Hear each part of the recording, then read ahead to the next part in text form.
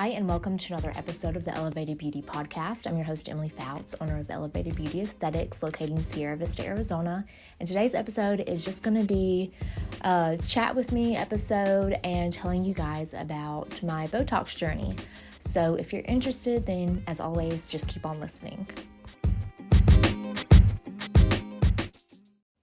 Okay, so I normally record on Mondays, of course. Sundays and Mondays are my days off. So today's Monday, and I decided that I wanted to get Botox. I've been wanting it for a while now. It's just been something that I've kind of put off and procrastinated against. Of course, Botox is a preventative measure. It's not something you do once you've already got established expression lines and, exaggerated wrinkles. It's not going to reverse that. A lot of you listening to this probably already know what Botox is or maybe get Botox, but for those of you that aren't very familiar with it, Botox is a neurotoxin. It paralyzes your muscle. So what happens is by injecting that to paralyze the facial muscle, you are preventing that expression and those deep expression lines that come along with that repetitive movement. So it also has other benefits, skin smoothing, and if you have some very fine lines, it is known to kind of smooth that out a little bit. I have some very, very fine lines on my forehead, and I did not want them to get worse, so that's really why I decided to do it. And so I made an appointment, and we started with a consult. I wasn't sure if I was going to get Botox the same day, but she had time, so we went ahead and did it after the consult. So during the consult, we decided on Botox. There are a few different forms. Dysport, I always thought that it was like a softer alternative to Botox, but supposedly, and I guess it kind of is, but it takes, from what she told me, when you get Dysport, in comparison to Botox, you have to get more of it.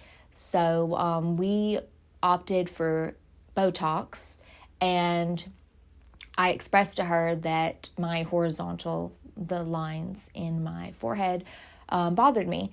And so she analyzed my face, you did all the expressions, and she told me that my glabella, so the 11s in between your eyebrows, that muscle is actually quite a bit stronger than my other muscles. So we focused more on that.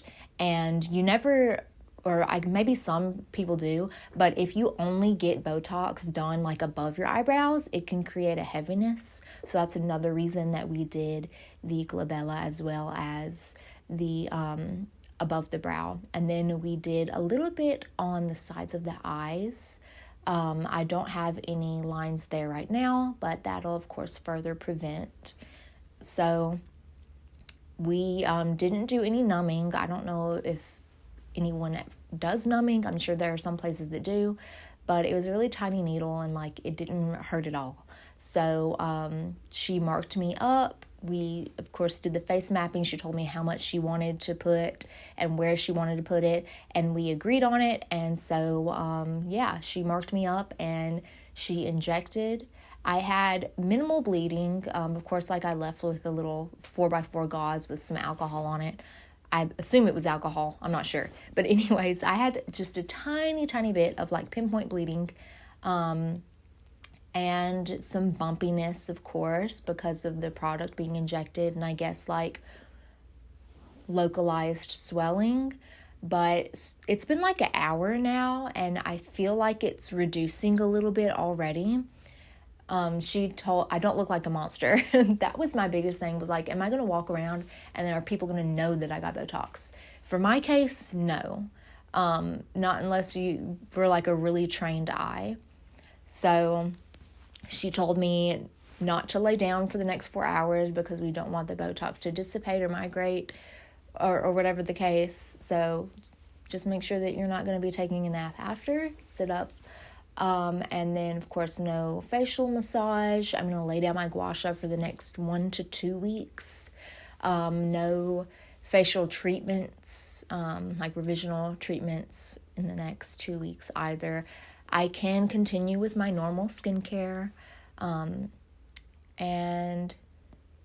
Besides that, no really other downtime. Of course, I don't wear makeup.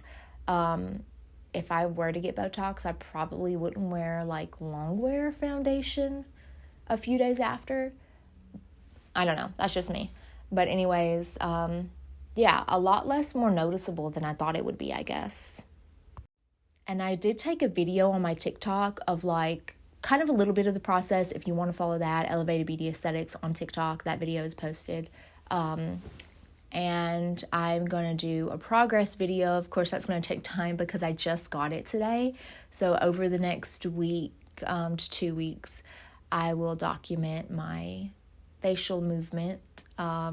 And I'll share that with you guys on my main page. But yeah, that's it for the Botox. No, that's not it for the Botox Diaries. I wanted to tell you guys how much it cost and how many units I got.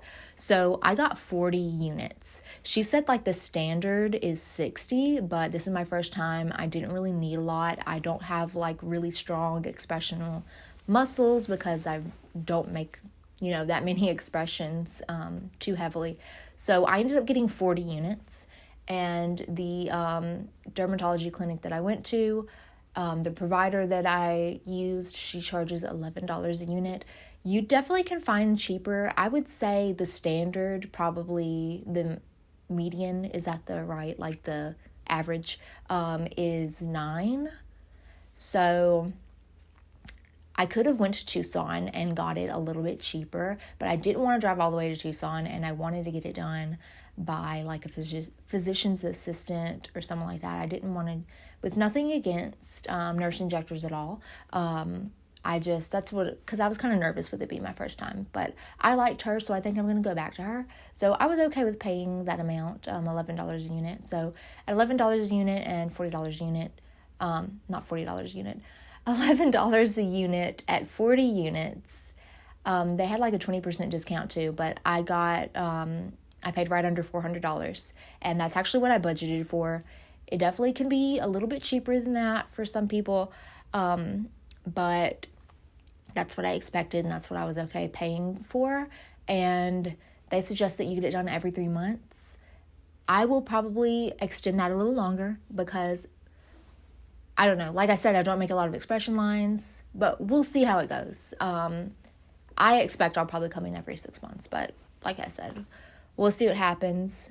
I 100% would do it again. I haven't even seen the results yet, but I know that it's going to be beneficial to me. So if you're thinking about getting Botox and you're like scared of it, in my experience at least, don't be scared. It was so much easier and less painful than I thought it was going to be. Okay, hard pivot here. I just want to talk about other random things. Have you guys heard the new Midnight album? I'm going to admit, like, I've never been a huge Taylor Swift fan. Like, back in the day when she first came out and I lived in Louisiana, I was, like, a country girl, all that. Yeah, everybody was crazy about Taylor Swift. But I was never, I don't know. I guess I was never a Swiftie. But this new album, I freaking love. I love Karma. I love Midnight. I don't know, like she has a little bit of a genre of her own, I feel like. It's not really, I wouldn't even say it's pop. Is it like pop, indie, and then she's did country? I don't know, but I'm really liking Taylor right now, and I love the new album. If you haven't heard it, I'm sure you have. It's viral. Karma and Midnight especially. I haven't listened to any other songs on that album, but I should. But I've been playing those over and over and over again. And it's funny because the video that I made on TikTok, like documenting the Botox appointment, I actually used the Hi, It's Me song in the background of that. But yeah, we are also, another hard pivot, we're going camping this weekend. So this is the weekend before Halloween. We're just going to go Saturday night, and then we're going to leave Sunday evening. It's like an hour from here, so it's not like a long, crazy drive or anything, but we haven't been camping since we lived in Colorado, and when we moved to Arizona, everyone was telling me about, like, and my husband's from Arizona, so they're like, oh, the, what are those little pigs called? Javelinas. They're like, the javelinas are crazy. The javelinas have knocked over our trash bin, our big, heavy trash bin. I've seen a severed javelina foot on the sidewalk on base where we live. Like, there's hawks. I know there's coyotes. and all kinds of wildlife. And of course there's wildlife in Colorado too, but I don't know, I feel like it's a little more prevalent here. We live right on the mountain, and we're going to be camping. I think we're going to be camping near the mountain. I don't know, but that kind of scares me. But we'll be fine. It's going to be at a campground. It's not going to be dispersed camping or anything like that. But this will be my first time camping in Arizona. And I don't think there will be a lot of people there because it is late October. It is getting colder, so probably a lot of people aren't camping right now, which I prefer, a little bit of a secluded camping. So that'll be fun. I'm definitely excited to be outdoors, and my daughter is super excited. She got her own little sleeping bag, and she has her own little tent. And it's going to be fun now that she's a little bit older. We've been camping with her twice when she was younger, and she had fun then, but like we had to constantly keep her entertained, of course. But like now she's 3, she can run around and, you know, play with things herself, and I can kind of watch her at a distance, and I think it'll just be more fun now. This episode is actually airing on November the 7th, but I'm recording it on October the 24th. So it's not Halloween yet as I'm recording this, but yeah, my daughter, she's going to be Maleficent, and then our little weenie dog is going to be a dragon. We got like a little bandana from Target that has dragon wings on it, so they're going to be the little dragon duo, so that's going to be really cute. I wanted to do like a family costume. Last year we did the Scooby-Doo gang. I was Daphne, my husband was Shaggy, and then she was Scooby. But yeah, she's old enough now where she can voice her own opinion, and we were in Walmart and looking at costumes, and she saw Maleficent, and she is obsessed with Sleeping Beauty. We literally just watched it this morning, so I couldn't deny her that. So that's what we're gonna do. Let's see. It's November the 7th today as this is getting published. My daughter and I are actually flying to Louisiana. I'm from Louisiana, of course. My parents are there, my sister and my other adopted siblings. They are all there. They are closer in age to my daughter. My adopted siblings, they're 6, 7, and 8. And so she's super stoked to see them. We FaceTime all the time. She's really excited. We're going to have a girls' sleepover at my sister's house with my little sister, my daughter, and then my mom. And the boys are going to have a sleepover back at the house. And so we're going to be doing that like the 17th to the 23rd, which is going to be a little bit of crazy time traveling, I think, because like Thanksgiving, we're literally coming back the night of the 23rd, which is the day before Thanksgiving. So I'm not really going to have time to prep for a Thanksgiving meal, but we're going to have Thanksgiving early when we go to visit my mom. And then honestly, I don't think we're going to have to worry about Thanksgiving too much because my husband's family, his grandma and his uncle and his mom and his dad, they actually live in Tucson, which is an hour north of us. And they'll probably do Thanksgiving and invite us over. And I'll bring a side dish, and that'll be easy enough to make the next morning. But that's what we're doing. That's the next trip that we have planned. She's been on an airplane 2 or 3 times before, so she's not a stranger to it, but I don't know if she will remember or not. But in the past, she's done really well, so that's a trip that we're excited for. And I'm kind of at the point in my business. I've been open since July, August, September, October. Over 3 months now I've been in business, and it's going well. I'm reinvesting a lot back into the business. I haven't, honestly, which that's a smart thing to do, is to reinvest a lot back into your business at first. So that's what I'm doing right now, but I'm at a point where I am ready to bring on a new tool or something. So I'm trying to decide what new equipment or tool I want to bring on. I have a kind of a small room, a small space. It's like 10 by 11, and I use all of my space. So it's not like I have room for like a big piece of equipment, and that's not what I'm looking for anyways. I'm looking just for something to complement what I already have. I don't need to bring on a whole new service or anything like that. I'm just looking for a tool that can improve my existing services or complement. And something that I am thinking about, I'm pretty sure I'm going to bring it on. You've probably heard of a woods lamp. So it uses like UV to highlight certain areas of the face where you might have dehydration or sun damage. And a lot of the times it will highlight sun damage that you didn't even know was there because it's in deeper layers of your skin. So we, of course, like we had those in school. I never used a woods lamp actually in any of my practices, but I found something called a skin scope, and it is essentially a woods lamp, but it has like this sleeve curtain over it where you can just like sit it up on a desk or something, and then people just like put their face up in it, and then there's like a viewfinder where you look into it. Whereas the ones that I've used in the past are just handheld. So this one, of course, is stationary, and I really like that because you can easily, turn it on, have your client look in there, and you can like look through the viewfinder and even snap a picture. And that'll help them to understand like really what's going on with their skin, and they can see it in real time. And here in Arizona, a lot of people are outside a lot. They work hard. They bathe in the sun. They go hiking. They don't use SPF like they should. I have a lot of clients that haven't used SPF historically or are starting to use SPF and are starting to understand the impact that it has, the positive impact it has. So to really see all the damage that it's done in the years of not using it can be really,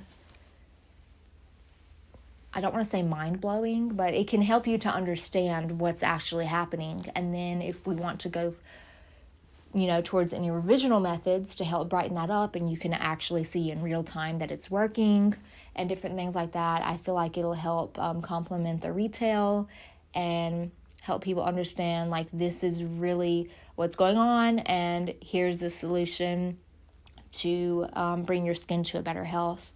So anyways, I'm thinking about the skin scope. I'm not sure what else I would potentially bring on. Actually, in my retail section, of course, you guys know I love LED. I have my LED light as an add-on to treatments, and then it is included in the acne, facial, oxygen revision therapy, chemical peels, and microneedling. So it is already included in those 4 treatments, and you can add it on to the mini facial, the signature, or the luxury facial. But people, I educate them on the impact that LED has and why I am using it in those treatments. And it's, once you know that, you might want to incorporate it into your home regimen. So I am going to bring on some handheld LED devices, a red and a blue one. And of course, the blue light really helps with controlling your sebaceous glands, killing bacteria. And then the red light helps with inflammation, age prevention, among many other things. But I think it's time to bring those out. I've been wanting to bring them on for a while, but of course, like, it's kind of a costly thing. These are actually devices that I'm retailing. So I'm going to bring on a few of those. And something that I learned about blue light recently is that it can actually help to reduce sebaceous hyperplasia. And that is something that I see quite a lot. And there's not really a lot that I can do. I can't use like a cautery device to cauterize sebaceous hyperplasia. And I can't use like a really, really strong chemical peel that will go deep enough to like dissolve that sebaceous hyperplasia. So that is a treatment that I can offer them at home to help keep more from coming up.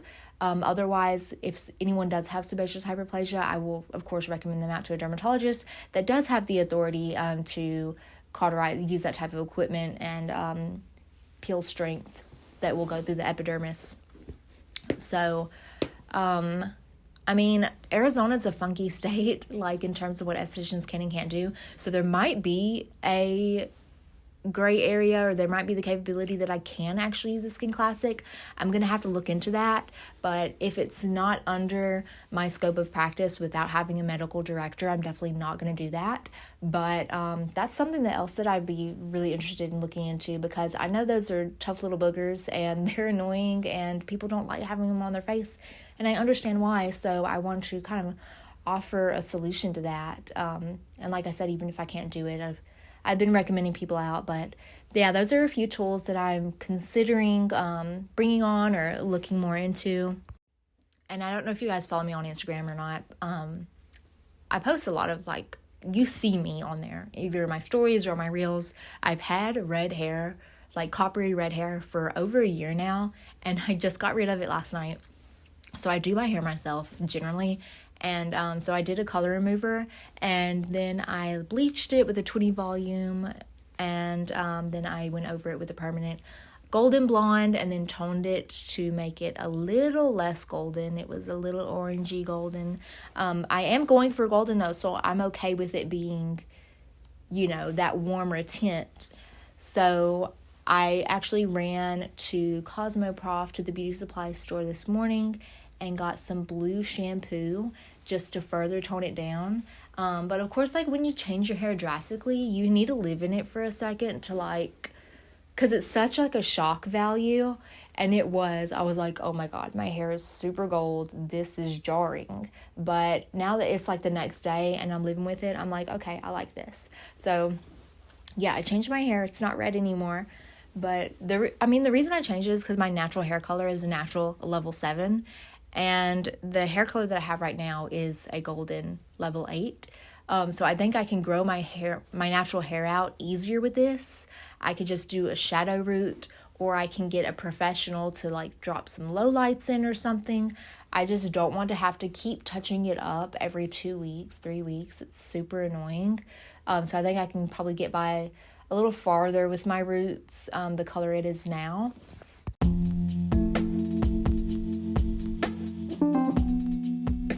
So yeah, that's pretty much all I wanted to chat about with you guys today. Thank you so much for listening. And as always, I will see you next Monday, 8 a.m. Mountain Standard Time, for another episode.